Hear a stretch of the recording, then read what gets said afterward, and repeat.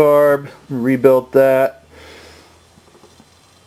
I'll swing around to the other side so you can take a look at that area.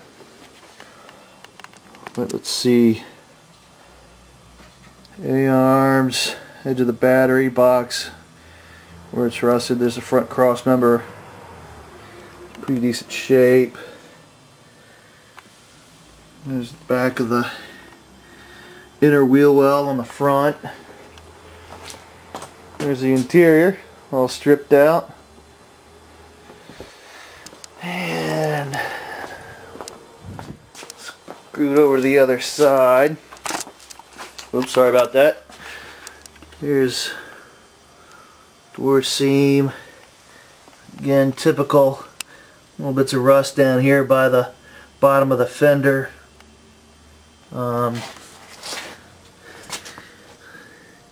Areas up underneath fender mount, typical rust there. Rockers on up towards the front. Subframe, wheel well, a little bit surface rust right there,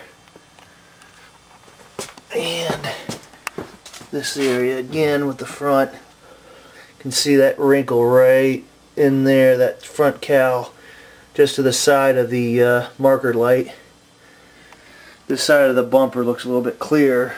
It doesn't look like it was bumped in. And then this area here, nice and straight, pretty good shape. You look back at the other side now. Wheel well, heater box. The cowl area is nasty. This is all flaky, really thick paint. There's rust under it. But inside there, down inside where the wiper mechanism is, I don't know if you can see my hand moving around. It's in pretty good shape. Your firewall hopefully is in pretty good shape. It's where the wiper motor sits. I got some rust there, unfortunately.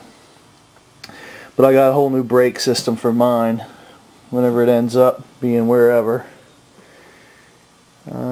So all in all, it's pretty straight. Looks like it would